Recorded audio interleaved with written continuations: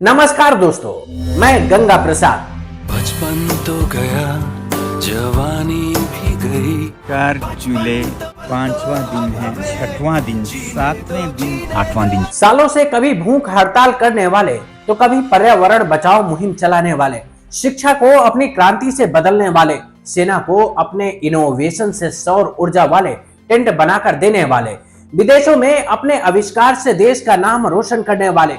बार प्रतिष्ठित Raman Magsaysay award से सम्मानित किया गया है इंजीनियर और इनोवेटर सोनम वांगचुक। सोनम वांगचुक को मोदी सरकार ने एनएसए लगाकर जोधपुर जेल में बंद कर दिया। ले से बहुत बड़ी खबर आ रही है, सोनम वांगचुक को गिरफ्तार कर लिया गया।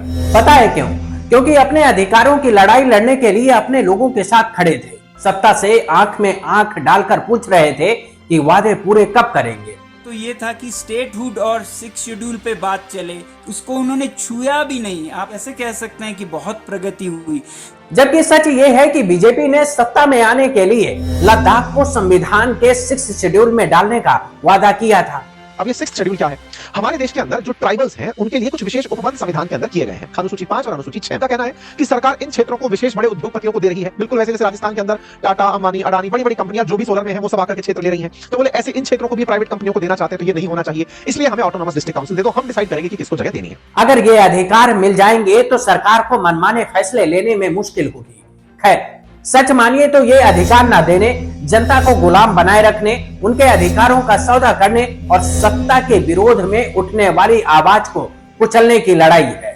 सोनम वांगचुक की गिरफ्तारी ने साबित कर दिया कि सावरकरवादी गांधीवादी लड़ाई से डरते हैं। का रास्ता शांति का है, हिंसा का नहीं।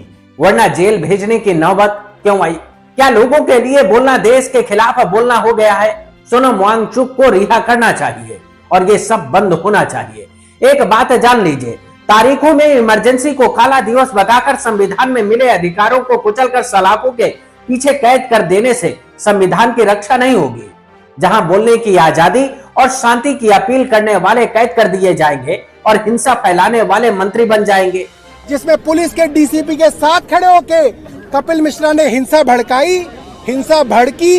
सावरकरवादियों का इतिहास नफरत से भरा पड़ा है। आजादी की लड़ाई में अंग्रेजों के साथ, देश का बंटवारा कराने में जिन्ना के साथ, आजादी के बाद गांधी की हत्या में इनका संसद में खड़े होकर मुस्लिम सांसद को आतंकवादी कहने, कपड़ों से पहचानने, बटेंगे तो कटेंगे जैसी बात, और फिर कहते हैं कि हम संविधान के साथ